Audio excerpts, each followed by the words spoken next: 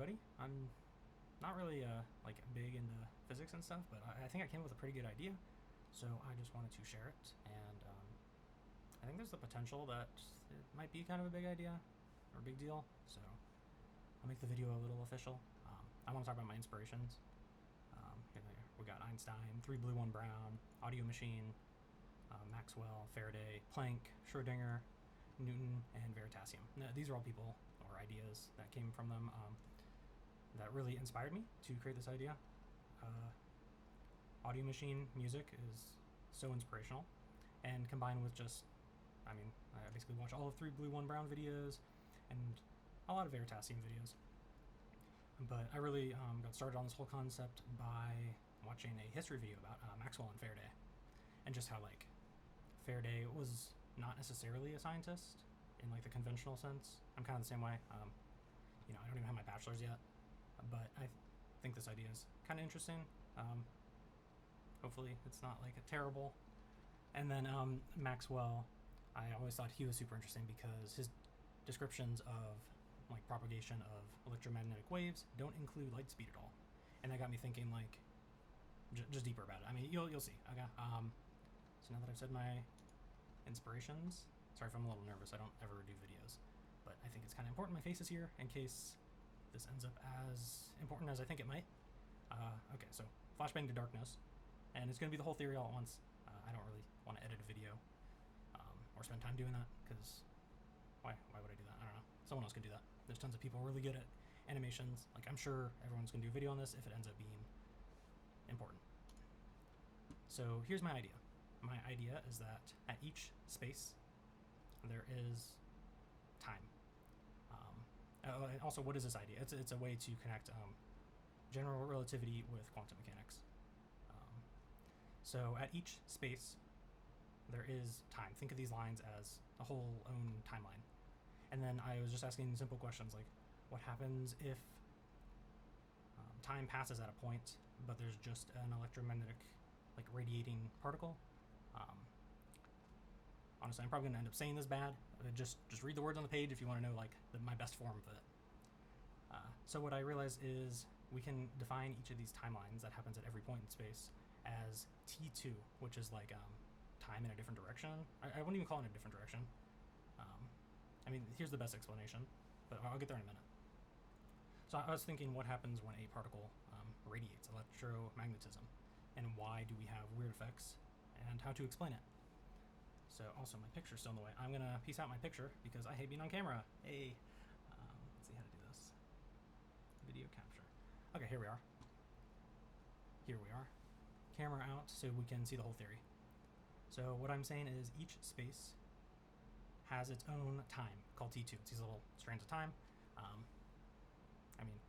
Maybe you want to call this string theory, but it's not circles, so we got to come up with a different name for it. I have a couple ideas, but we'll figure it out. So all times are bound together through T1. So T1 is this propagating wave of T2 time that we perceive. It's what happens when you measure T2. We see it from in the T1 plane as a wave. So I think that's what I'm saying here. We perceive T1, the wave of T2 propagation. This is general relativity. Okay. This part, I have a question mark, so let's see. Photons don't move through space. Yeah, okay, so this I'm pretty sure of. It makes sense too, right? Photons don't have any mass, so why wouldn't they travel instantaneously? My theory proposes that they do travel instantaneously, and that describes a lot of effects. So photons do travel instantaneously, then why are they slow? You can probably see it over here, but basically these T2 strands have a form of, I don't know what to call it other than friction, and when something is traveling through them that has energy, this could be in the form of electric energy, magnetic energy, or later on I propose also gravitational energy. It basically pushes these T2 strands and they cause it to slow down. Let's just go through what I wrote. I'll probably have to refilm this if it ends up that terrible. So this I wrote afterwards down here. So let's move up here. So if this was true, what properties would exist? Well, T2 at one space would need to influence T2 at another space without the use of T1 effects. T1 being like, time as we perceive it. So we need somehow for this strand to influence another strand. And that's basically where this analogy comes from. Consider a branch under a waterfall, right? You put the branch under the waterfall, and it pushes the water off to the side. But why does the water spread out further than the distance of the branch? Well, that's because the water interacts with itself and pushes it out further. There's a bunch of fluid dynamic names for this. I don't know much about fluid dynamics, so there you go. It's that effect, like shear force or the viscosity of the fluid, whatever you want to call it. So in this example, T2 is displaced by something, so that interacts with itself. That's what it's saying. And then we're going to consider this friction of T2. So let's see. If there is friction in T2, and it is interacting with itself, then what would it look like? So this example might be a little weird to understand, but basically we have a point, and this point doesn't need to move because it is resonating. It has electromagnetism, right? So we're assuming a point with no space that just has electromagnetic radiation. This would be something like a photon. An electron requires movement through space to generate its field, whereas a photon doesn't. It generates it over time. So imagining we have this point where this electron is, and time is passing. So the first little bit of time passes, and it gets bounced off, and it creates this propagation effect through interactions between this T2. And this would happen in all three directions. So here I'm representing it in a single linear direction, but it happens outward in a circle. And this is basically the wave effect of the photons.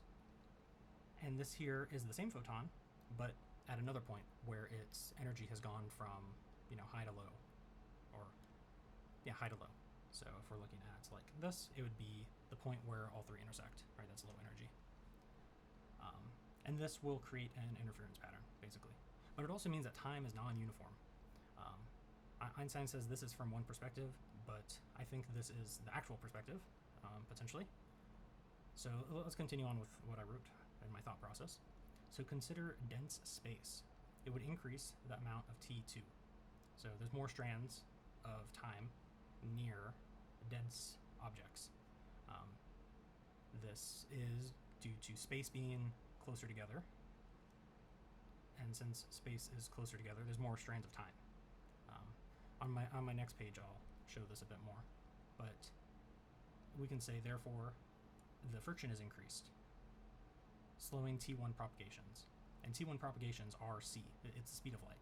There's a maximum speed that anything can propagate through this T2 time. This T2 time. So what is spatial density? We call that G. So I'm also proposing that G, spatial density, is actually a measurement of how dense these T2 timelines are, basically. And not that it's necessarily...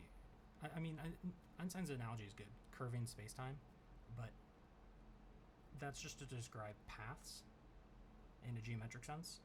But I don't think it allows for the description of why there are interference patterns. Whereas I feel like this describes interference patterns pretty well. So why does gravity propagate at c? Well, mass and gravity are related.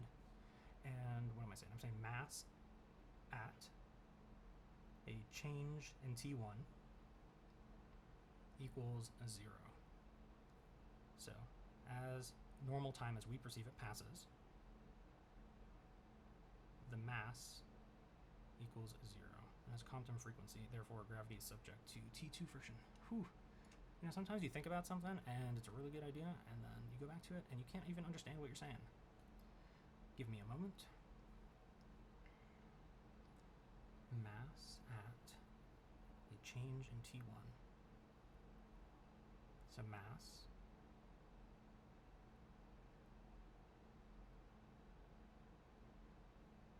at a change in T1 has a Compton frequency. So what is a Compton frequency? Compton frequency is the frequency of matter. So mass, that is stationary,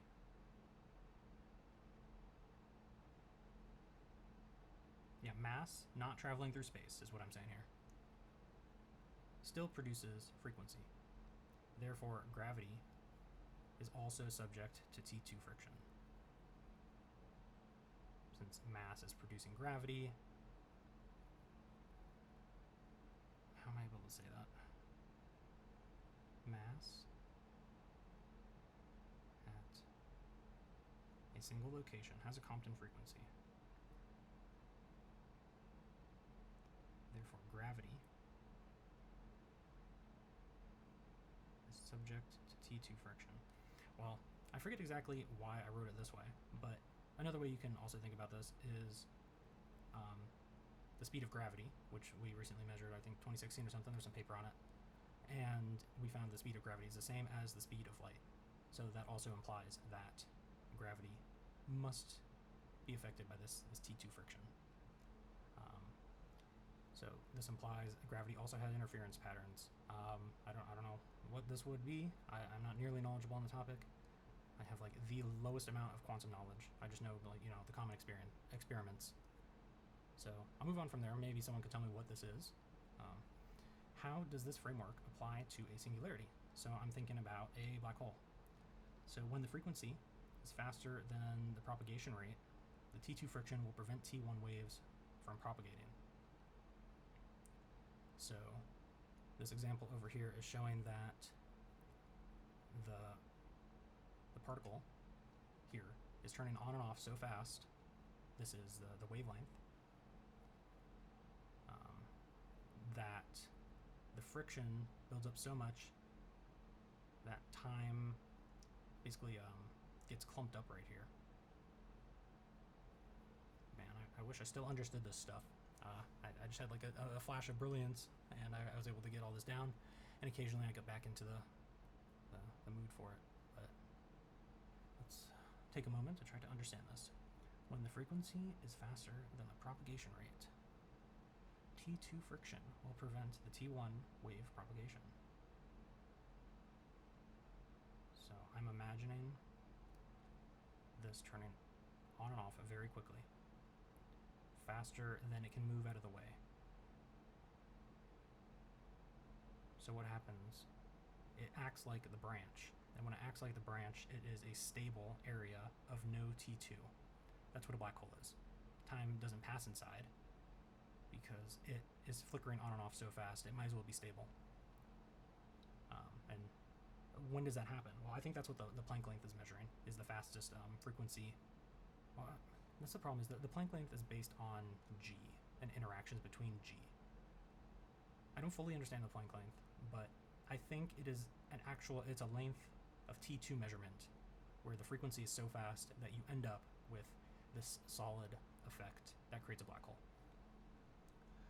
And then I wanted to consider entanglement. I just thought that was something I should consider with this idea. So what is entanglement? Well, entanglement would be when... Okay, so here we have T0 and T1. So these are actually two different places in the T1 dimensions of time. So there are two different spaces. The first particle will deflect some T2 time, and that deflection hits the second particle. And when they interact, you get these basically bound together waves.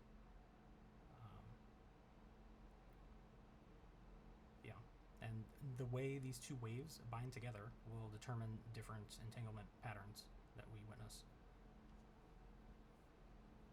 That's also why when you measure one, the second one takes effect. So the answer is encoded at creation, and that is the creation of the wave. Is a black hole an entangled zone? That's a great question I asked, and what is my answer? Is entanglement at T2. I think I just left that one blank for now. Is a black hole an entangled zone? Well, let's look up at a black hole. So this is a singularity. A black hole would have extra stuff in there, but it wouldn't make it inside because all the time would be passing, and there's no time to pass inside, so it can't ever move inside because the requirement for movement is T2 time. So the stuff bunches up on the outside. So is a black hole an entangled zone? I would say yes, because all the time from the singularity is falling onto whatever gets as close as it can to the edge, therefore entangling it together. Let's see, is entanglement at T2 wave interference pattern? Is entanglement a T2 wave interference pattern?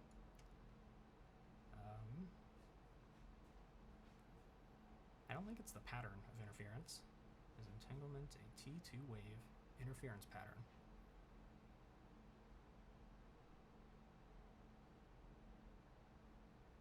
Entanglement is a T2 wave combination. I think some of them could be interference patterns. What would that look like? That would look like, I don't know. That's a kind of open-ended question, I guess. So that's, this word black hole, totally incorrect for this spot right here. It should have been up here, singularity. I guess this could be the edge of a black hole. It forces entanglement, but it's also entanglement. And then down here is what? It is a spot where it turns off, and then it turns back on, and you end up with the gravitational waves. Or not gravitational waves, sorry, these are electromagnetic waves. Electromagnetism travels along T2. So imagine that helix-looking pattern going vertical. And I later on added gravity, so that's why it looks a little out of place. Also, the one piece is real. Look at that, there's a D. It's the will of D, dude. So T2 flow rate is proportional to the Planck. Yeah, that's what I was talking about earlier. Okay. As mass moves through a time field, there's a Doppler effect. And that's because of the mass's Compton frequency. So what is the Compton frequency, as I understand it? It is gravitational waves is what I wrote down here. Yes, and gravity is proportional, or the same as the speed of light. It's c, right? So that means it's related, or it's interfering with T2. So as a mass moves through space, it's moving through all these times, and keep in mind every mass has charged particles, and as charged particles move through space, they produce electromagnetic radiation, energy density, if you will. And I think energy density is all three of these components. Because we measure gravitational waves at speed g. Yeah, this will tie into my next slide. So, as a mass moves through time, a Doppler effect is created by the mass's Compton. Yeah, I mean, that's redshift right there. And it fits perfectly into this description. So note, the Compton frequency is non-electromagnetic, i.e. the mass frequency. I.e. the mass frequency also. Oh yeah, Compton frequency is the one that describes just the mass. That's interesting though, because I'm going to assume it doesn't have any charged particles in it. And then what am I saying here? I'm saying mass also, yeah, so if mass and electromagnetic frequency interact with T2, then there's probably some way to, like, railgun this type shit, make it go really fast. So that's why I was a little like, oh, that seems kind of dangerous. What else is there? EM waves are T2 ripples. Electromagnetic, yeah, okay. I mean, that's obvious at this point. Consider the expansion of space. Okay, that's what I do on the next slide. And there are just some facts from ChatGPT, because honestly, I don't really know anything I'm doing here. I'm just throwing shit at the fan until it sticks. What did I discuss up here? Should T2 be a time energy field instead? I think maybe. I think that's what the Higgs field might be. And I think this, I don't know. I don't really understand the Higgs. I'm not even going to bother talking about it. But let's take a look at the next slide. I got a lot of shit on this slide too. A lot of probably unfinished ideas. Let's look at this part. I found this part very interesting. So this is basically what I'm describing. Is we're looking at top view now. All the pink dots are T2 timelines going downward or upward, whichever way you want. And then the yellow piece in the middle is a mass, and then the red spot on the left and right is the points where a photon is created and a point where a photon is measured. So what happens is it travels, and then gravity slows it down, but gravity is actually space density, and space density is T2 density. So T2 friction is what causes this curve. Think of a car differential. That's another way to think of this analogy that I've been making. This also might describe why the corona is the way it is, because what we're actually seeing is all these photons getting bent at this point. Even if we don't see the end point of the photons, we see them all getting bent, and it's causing a lot of energy in this area, because they still all are waves of energy. So they probably interact with... Oh no, because when they interact, they're measured. Well, when they're measured, they would produce an effect that we can see. Yeah, so that's probably what the corona is my guess. And then this whole idea of like the Einstein cross, like when you look at a black hole and stuff gets lensed, but into like the same thing at different times. I think what we're actually seeing is an interference pattern of the gravitational wave, or the electromagnetic waves. But let's see what else I was saying in the slide. So here is the whole universe, right? And then I'm trying to say, why is time going in only one direction? Well, there must be some sort of mass in a space outside of our space, right? So space 2, I guess is what I'm calling it. And then there's like this inversion of space 2, if we wanted to reverse time. And that would also require an inversion of this mass that is the current direction that time is going towards. And if you're like, why is time going towards a mass? Well, that's exactly what a black hole is, or gravity, I should say, is time going towards mass, right? That's the way Einstein thinks about it. So if that's correct, then that would imply that there is some extra spatial dimension that has a mass that's attracting all of our time. And I mean, there's ideas of like great attractor and great repeller and stuff. So that's what those could be. I mean, it could just be like an inversion of a mass and a mass inside the fourth dimension that attracts time. Haven't really thought about that idea too much. Let's see, what else did I write? So the T2 field has an energy. I wrote that on the last slide. Would this connect it to space as we know it? Space creation, or any creation theories. And I have a separate theory, which I'm going to present after this, but it came before this theory. I really like the theory, but I don't know. It's more of just a thought exercise, I guess, at this point. Because this theory doesn't explain how, like the universe started at all. At least I don't think so, directly. Maybe someone can come with an idea. But my other idea explains how a universe would start, theoretically, of course. But it requires that when mass is measured, it is not consumed. However, this theory says that when mass is measured, that it is consumed, because it's an effect from T2 being measured. Therefore, it's collapsing as well. But as, I don't know if I wrote it down anywhere, but mass being a permanent effect within T2, I'm talking about actual mass. So when you, what is it? It's up here. So here we have a proton, right?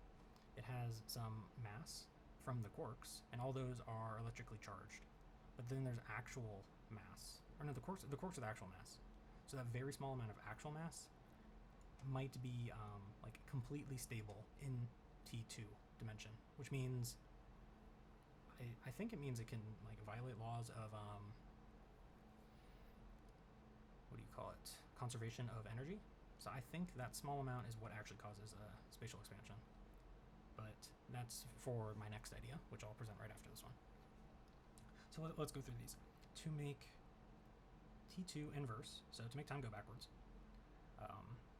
we must take this space 2 mass, and we need to invert it with some sort of matrix, probably, is my guess, with respect to this space field. And of course, there's a question. This is all like crazy theoretical. I don't have any background on any of this stuff, but I think it's a good enough idea that it deserves some extra consideration by people that actually know what the heck they're doing. So to invert this, now I'm talking about how would we make time go backwards. To invert this mass, we would probably need a third temporal dimension. Why do I say that? Well, because if this space, or if this time is going towards this point, and the time plane that we perceive contains those timelines, then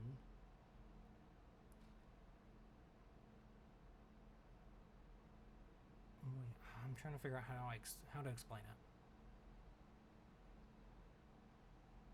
Screw trying to explain it. Okay, we need a third temporal dimension for this theoretical time reversal. Okay, I don't think there's a way to measure it, actually, so I don't think that is super relevant, but I thought it was, worth checking out if going back in time is possible. So it would require space dimension, or our current spatial dimension, dimension 4. Right, okay. Oh yeah, because how would time pass out here, right? Because if it's heading towards itself, then time isn't passing. Just like in a black hole, time isn't passing on the inside. Well, how would time pass for this mass? How would this mass move around in the fourth dimension? It needs a third dimensional time. There we go. That's how we get to that idea. So here I'm saying space as a dimension 4. Space as dimension 4 is space 2 as dimension 3. Therefore, I assume it needs T2 of S2, which is T3. And, that's why I call this recursive dimensionality. I think, I don't know, I kind of stopped thinking it out at this point, but I think this might just be kind of like a recursive type of formula. Unless we can prove that there is T3, and T3 effects are influencing T1. But keep in mind, when I say T1, I'm talking about planar time, as we understand it. I think it's best to just call our current time T1, and then T2 is this linear effect that happens at every point. But there can also be compositions of different temporal dimensions, right? So T1 is a composition of T2 and T3. And then, or no, it's a composition of T2, because we go forward in time. No, what is that? It's a composition of linear T1. There we go. A composition of linear T1, and then also T2.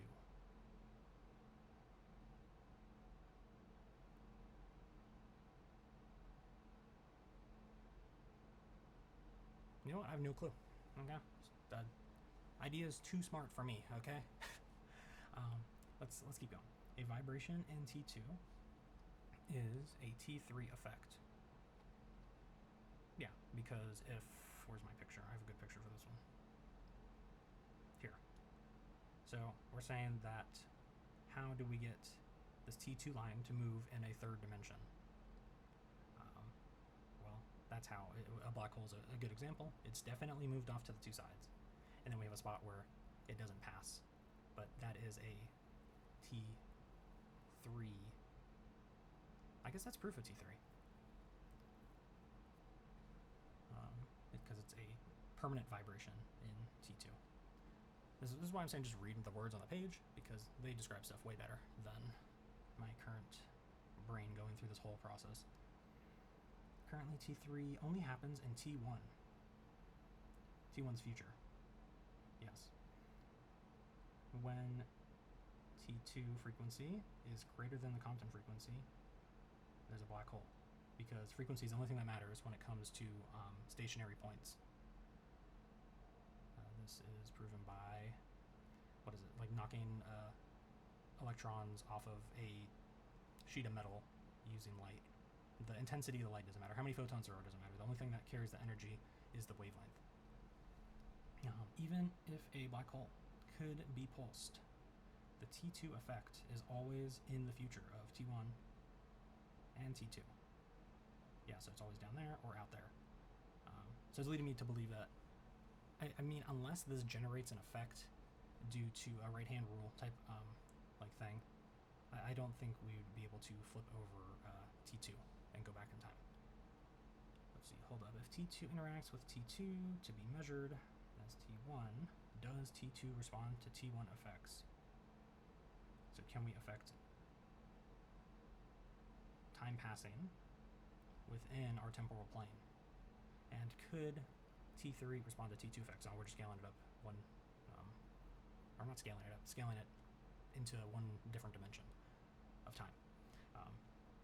Consider the electromagnetic right-hand rule, and then this, because I was thinking about how we could possibly flip something, and then I'm like, wait, if there's a right-hand rule, that would explain, like, maybe why we are going, I don't know, how the heck did I get to this idea?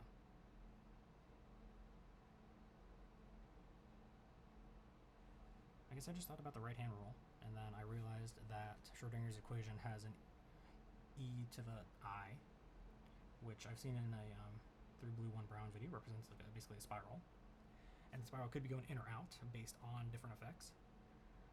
And this spiral has to be going outward because space is expanding, and if T2 is expanding as space expands, then you'd expect this to expand outward. This is where I get a little lost. I need someone that actually knows what the heck they're talking about. What I happened to realize was E squared is kind of similar to the expansion constant that we have. So I'm like, are these related? No clue. So someone else can figure that out, I guess. I really want to use my idea of intrinsic energy to explain why time space is expanding. So I'm going to do that, actually. I found some ways to kind of connect the ideas. So you don't know what extrinsic energy is the way I define it, so we'll look at that later. Inverse square related to expansion. Yeah. So we have E equals mc squared. Y is c squared because it's actually going through an expansion process in 3 dimensions.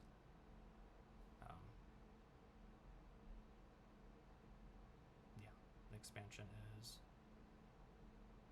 I mean, I guess that makes sense. I don't know what I was getting on there. Up here, I'm trying to conceptually think about what other planar times would be, right? Because this is our planar time and at a single point in time. And then we progress through time, and there's a new planar time, and as we measure it, it is determined. And then it's like, what would the side view be? I recently watched a YouTube video that was kind of doing that with like an animation. It's pretty interesting. I unfortunately can't link it because I don't remember the title or what it was, or like where it was. Let's see what I was saying over here. Time over area is the T1 plane. So we have time over... Oh yeah, because it's over space 1, right? This is all of space as we perceive it, all 3 dimensions. And this is all of time. Okay. And then time passing implies this, so our same location, that timeline from the previous slide is going. It'd be going this way. T2 as a line. And then time passing as an area, and it's traversable. So that's time as we know it, normal, like T2, I guess you want to call it. And it's traversable, I think in relation to T1 effects.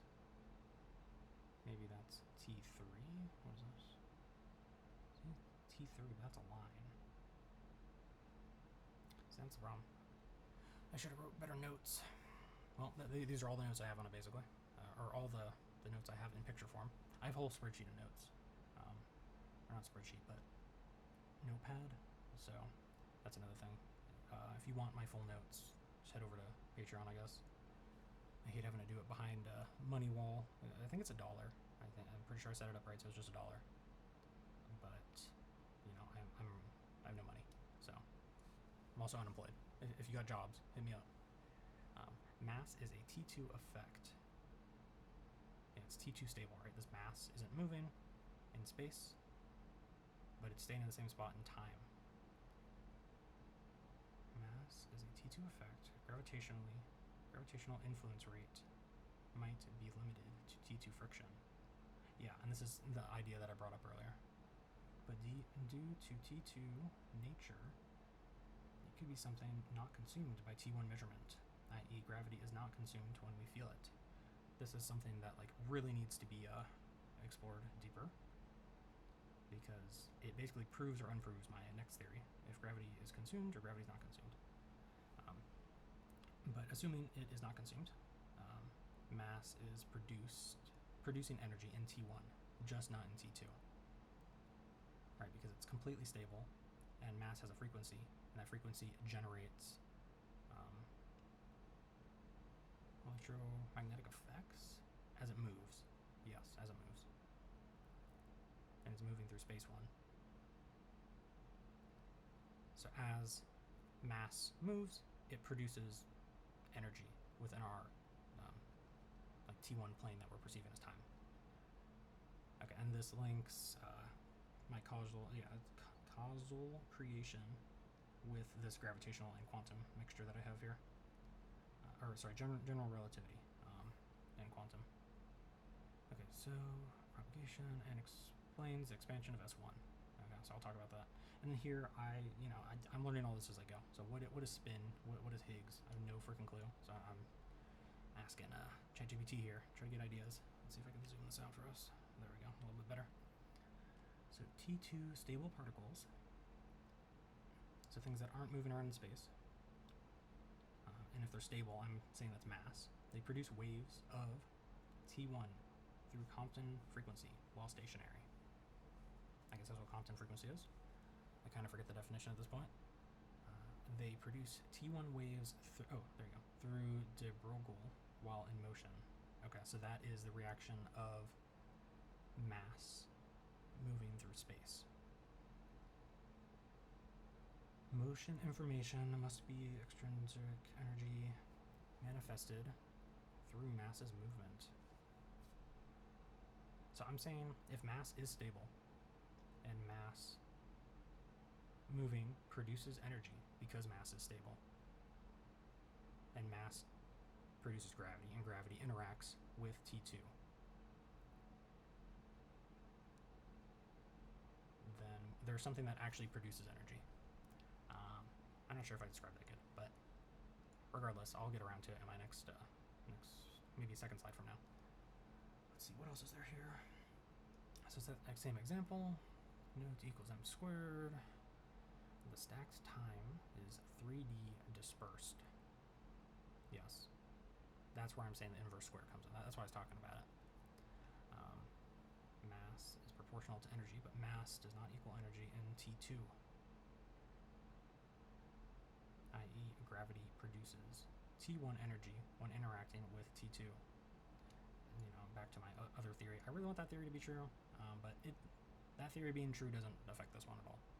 It's just like an addition, I guess. Just like how this whole theory is an addition to relativity, in a way. And then it got me thinking about, the right-hand rule and how, if there was a way to reverse time, maybe there's multiple inversions of something. Right? Because if we have I for an extra dimension, we would need like J for the next dimension. And it's kind of related to all these rotational fields of study, which I just don't know about. So maybe somebody working on one of these fields is able to come up with a idea that I wasn't able to. My theory does explain photon momentum. Unfortunately, I had to go through some thinking to get there. I'll leave that thinking up to you. Explain static electricity. I don't understand magnetism at all. I'm very bad at magnetism, so yeah, sucks. So someone's gonna have to apply my theory to magnetism for me. Explain why light bends around mass. That's this beautiful picture I drew. I very much like it. But remember, this whole theory is light is traveling instantly, and it describes a lot of quantum effects when you think that time passing is what produces effects. So literally the time happens here first because it was measured, because this T2 energy interacted with something else in T2. I guess that implies that gravity isn't in T2. So maybe that part of the theory is wrong, because if gravity was in T2, it's interacting with it right here.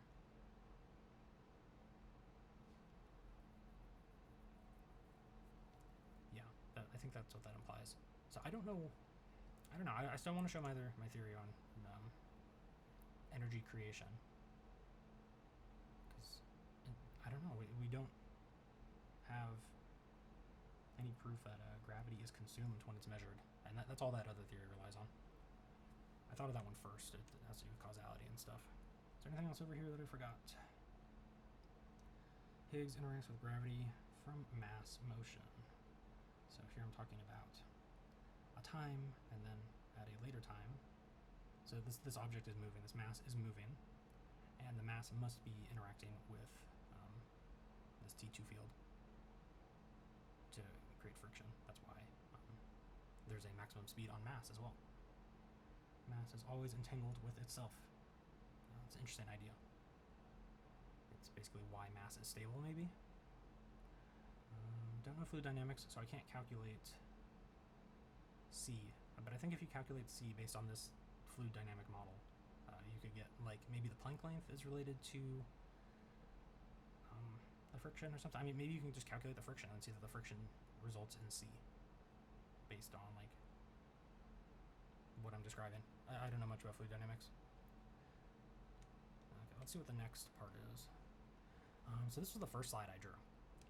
So some things might not, like, look perfect or make sense based on my new theory. I started out with this area down here, and none of this red text was here. This is all added later. And I just went like, okay, so maybe, yeah, this is like, how did the universe start? So something came from another dimension, right? This is the spatial dimension 1, or S, space. You know, this is all of space, all 3 dimensions. Some 4th dimensional object came in, and then all of a sudden we're expanding as time passes. And this is T2 that way. This circle would be the 3rd temporal dimension. And then all of space would have the 1st temporal dimension. Time passing. And this is what T3 would be. I still can't really wrap my head around T3 very well. So let's see, I started out down here, and I was just trying to work my way up in dimensions, right? So logic, we have a point travels through a line dimension. A line travels through a plane dimension. Okay, and then I'm drawing them up here. A sphere travels through a 4th dimension. Okay, therefore if the Big Bang started from a 0-dimensional point, a -1 dimension source started at ? Just asking questions. That's the date, I don't know. I guess I thought it was important. So I'm just going through dimensions, like, you know, this can travel through there, there, and there. The line can travel through that and that. And then a plane can travel through a cube, and then a cube would obviously have to, you know, they can all travel through higher dimensions, I guess is what I was getting at. Honestly, I don't really know how I came up with half these ideas. I was just struck by lightning, I guess. So I was listing all of, like, the fundamental forces. We got, like, mass, time, gravity, space. You can tell I made this first because I didn't study electromagnetism at that point. And then I'm like, okay, well, just using causality. What is required for causality? We need something moving through time. This is like old time. This is T1, the plane of T1, time as we know it. And that causes something. And my theory is just based around there is no loss of gravity when it's measured. Although, I don't know, that's very curious because gravity does dissipate over time, or space, I should say. So does space measure gravity? Maybe that's how the theory works. Let's see, what do I say? If you have 3 points, honestly, I think this works perfectly because this is like a quark. You have 3 points. There's this energy of creation and energy of information is what the I is. So as something moves, you can see how these two move and decode how this moved. So that implies that there is some informational stuff being transferred when stuff moves. And that's just basically what the whole theory is. When stuff moves, if you measure changes and other stuff, it encodes information about what moved. And that information is actually energy. I don't have the last slide, so I'll make sure to grab it. But I basically say how if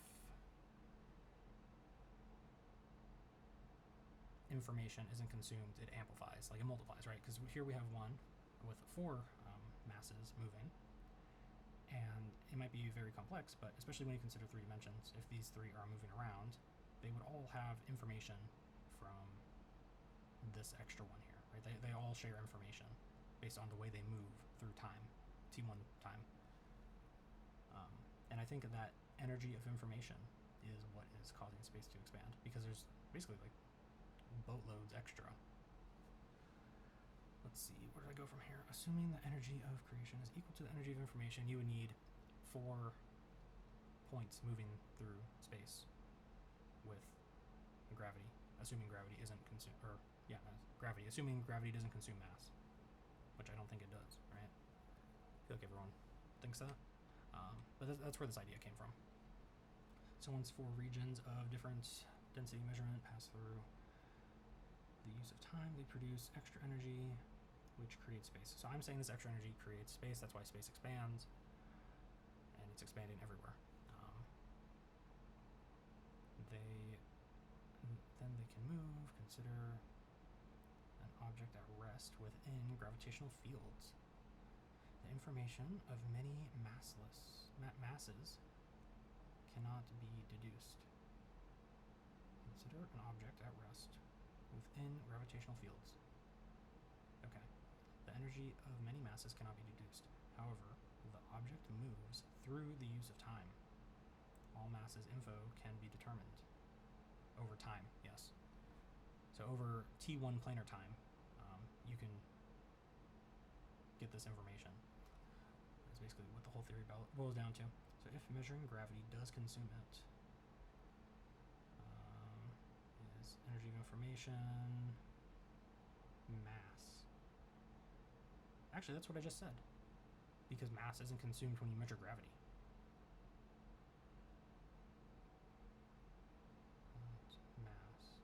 Mass viewed is stable in the T2 plane. Didn't I just say that wasn't true? Let's see. Is mass stable in the T2 plane? Or T2, even just linear T2.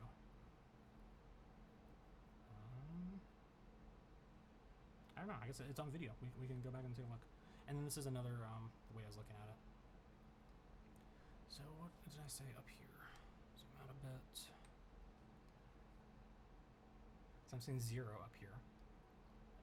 This is a different perspective of time. I'm trying to describe how T1 is kind of like this bucket field that we're in. And it's expanding. And T2 is like... I'm saying T2 is actually what I'm calling T3 now. I think this is going back to the beginning. Oh, and then the red line is what it actually is. The universe expands.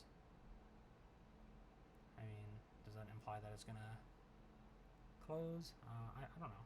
I kind of just drew the shape for some reason. As you can see, the ideas are kind of just everywhere. Let's see. A dimensionless collapse in... Oh, okay. So I'm saying, what happens if there's only 3? Well, everything would collapse. Why would there only be 3? Maybe the energy gets so small from the energy of information because stuff is so spread out that it will collapse. Actually, that's, yeah, I mean, I guess that's a theory, a big crunch or whatever, right? So eventually when the masses expand so far that the energy of information is so low that space is no longer created, these would all collapse. And I guess that would imply that everything would collapse in. Let's see. Does this imply intrinsic energy is always moving through T2? Intrinsic energy. So I have this whole idea of like intrinsic energy and extrinsic energy. I think I talk about it down here maybe.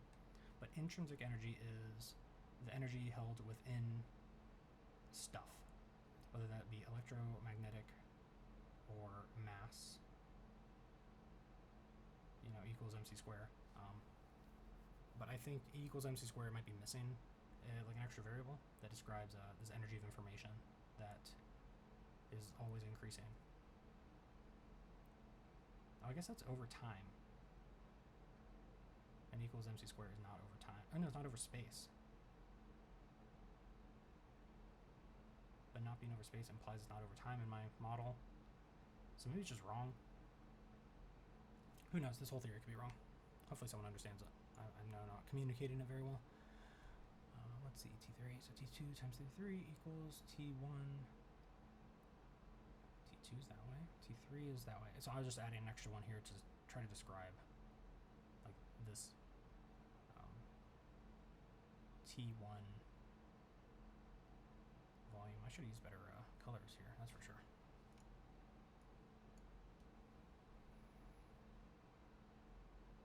yeah, this is just from a different perspective, because this is t2 now in my first model, and then this is time as it passes, which is t2, t1 is the field as we experience it. Oh, the universe expanding. See, it gets really hard when you draw it with different dimensions, right? Because here I'm drawing t1 as a tub of like a volume, and it makes it difficult to understand. It's all about how you perceive it. Does T2 create dimension fields? So I guess that's why I made it a wave type shape, is because if it collapses, then it would have to re-expand, and then you'd end up with like a new bucket of time, I guess. Large amounts of intrinsic energy required to move along T2. So I'm thinking about past and future, right? Because that's the future, that's the past. This is time passing. And then what is this? This would be the point in which time reverses, I guess, because it would be heading inward towards the orange, and then we would be heading upward. I don't know why I drew it this way. I can't remember. But there it is. Let me, actually, I forgot to cover this part. This was the last thing I wrote in here. I don't remember what it was. Think of T1 as a stable measurement state of T2 through T3. Okay, so it's based on this picture. So T3 plane, in this case I drew T3 as a plane, is progressing, and that is basically a bunch of T2 lines. And T1 is the measurement. It's a single slice of that. And that is what we perceive at any moment. I don't think the slice is perfectly flat. I think it's based on, a couple other factors, because time isn't happening everywhere all at the same time. Through T3. Okay.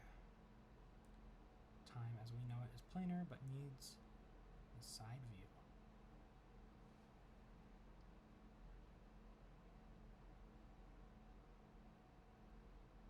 I don't know what I was saying there. That's the problem, coming up with crazy notes. Maybe if you look at my huge, massive notes, then something will make sense. But, I mean, that's another thing is if you do go to my Patreon and get all my notes, a lot of them are just like straight up wrong. Like, sometimes I assume gravity is faster than light because I want a certain theory to work. And also, during this whole process, I'm just learning stuff as I go. So it is what it is. Just take everything with like a huge grain of salt and see if you can prove it within your own logical framework, right? I think the only thing that's really convincing is this slide here and how it describes entanglement, and it also describes general relativity over here. It's just viewed from a different angle. Still a little curious on the expansion of space, like where that energy comes from.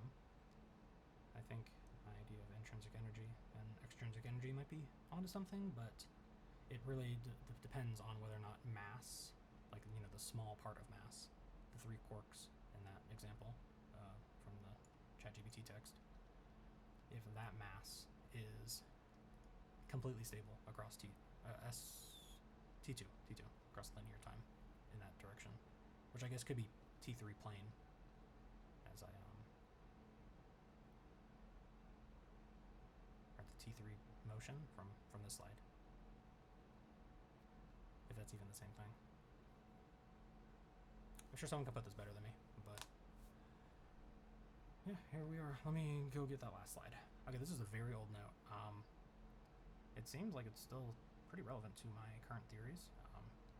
How I think time is inside pieces of space, like space is quantized.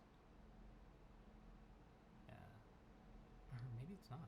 It depends how the flow rate calculations come out, I guess.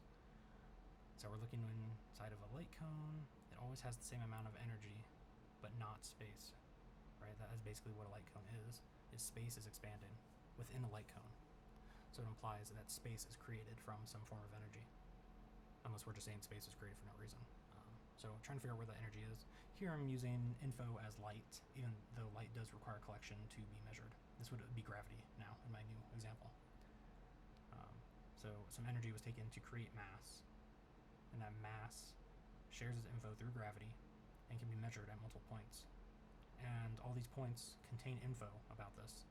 So once it's measured enough, the info outweighs the initial energy used to create it.